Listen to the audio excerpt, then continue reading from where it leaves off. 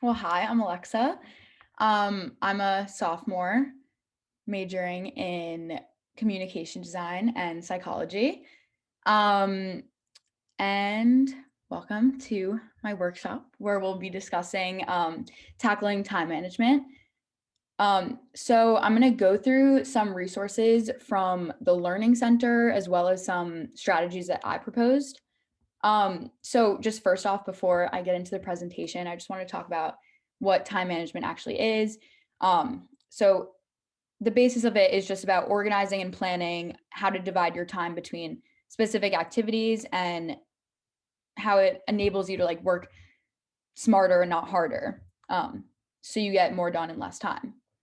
And just remember that the way that you go about about managing your time is in your control and it doesn't control you.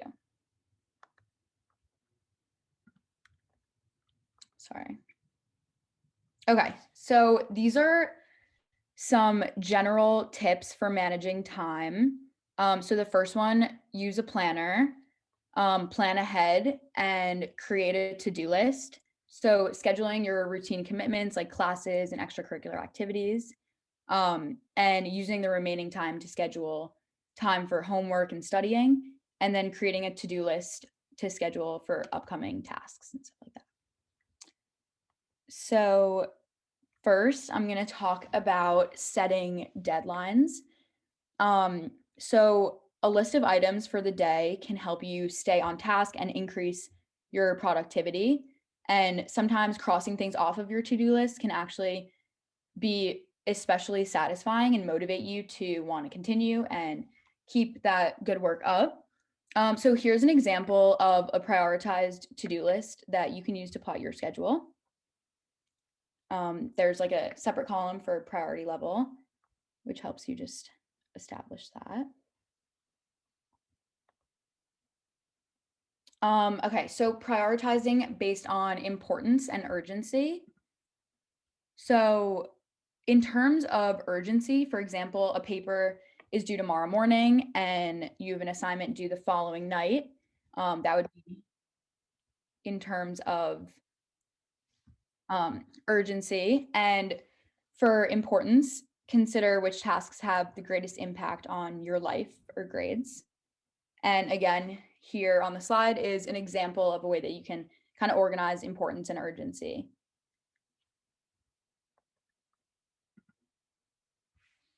Um, okay, so breaking it down. So breaking down large tasks into smaller, more manageable chunks. So for example, in the chart on the slide, writing a paper can be hard to figure out where to start. So instead of putting write paper on your to-do list, you can break down assignments like this, like in the grid shown, and establishing how long each of those tasks will take you will help you organize your time a lot better. Okay, so plotting your schedule on a calendar. This helps give you the big picture. It can be useful for adding like your classes, your extracurriculars, and then also adding the assignments that you have in that week and kind of making it into what you have like due that week and personalizing it. And you can also schedule your leisure time, make it easier to set boundaries. And once you have that laid out, it'll help avoid like procrastination. Okay, so nowadays with online learning, it can be difficult to navigate online learning because there's like a lack of structure, but I find some of these tips useful. So, setting a specific time for your asynchronous classes. I personally like to schedule a time on my calendar to watch asynchronous lectures as if they were synchronous. So, at the time that the class would usually be on a schedule, I would associate that on my schedule as like its normal time. So it's not that I'm like cutting into my leisure time. It's just that I would normally have that class there and I would organize everything else I have to do around that. So it's just kind of established and I don't have to like put it off. So that can be really helpful. Finding a comfortable environment for doing work can be really helpful. I know a lot of people who like to go to campus to do work because they're more motivated and there's less distraction or a different just a different environment. Attending classes even when optional, working with your classmates if possible. I personally think that one is super beneficial. Um, and also I like to plot due dates or I've recently been doing this. And major future assignments when I access the syllabus on the first day of classes, I like to kind of put them into my schedule early on so that I don't have to like be surprised that that's coming up. I can prepare for it in advance.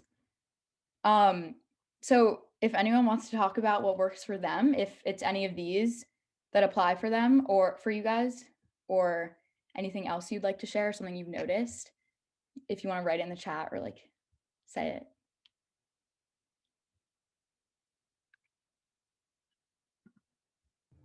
Yeah, I guess I just loved how you mentioned like to set a specific time for like asynchronous classes. 'Cause I find that if you don't like, I guess keep yourself accountable, you kind of lose track of like how many lectures you might have skipped or missed already, and then it kind of just like piles up until you have to like watch all of them before a test. Yeah, exactly. Great. Okay. Um, okay, so next, productivity.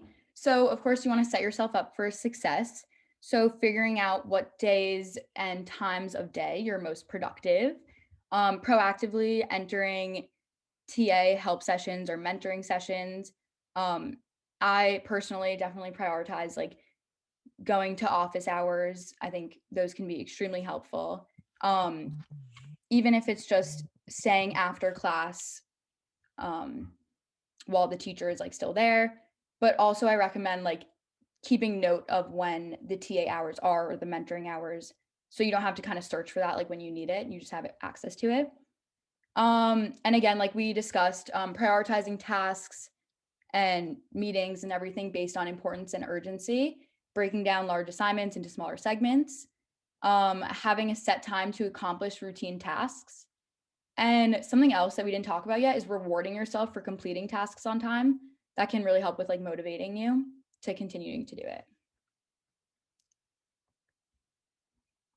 Okay, so now I'm going to talk about Outlook calendar. So I have personally tried keeping a calendar in different forms, throughout high school and my college experience.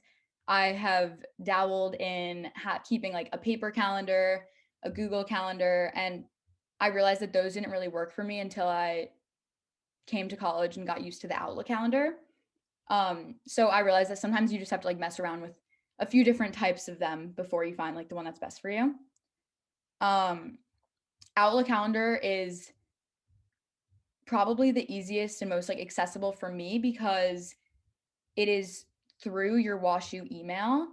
So like it's on the same, like it's all on Office 365. Um, and I don't really find myself like using my Gmail anymore because I'm just keeping up with my WashU email because that has like all of my class information and everything that I need to keep up with.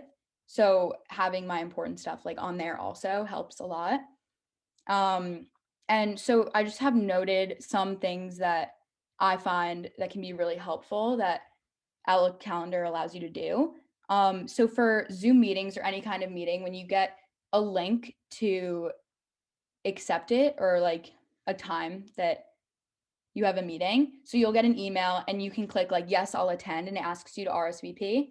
And once you click that you attend, it automatically goes into your calendar. So it looks like the email like vanishes, but it just goes right into your calendar, which I think is super helpful because it can help you like organize it for you.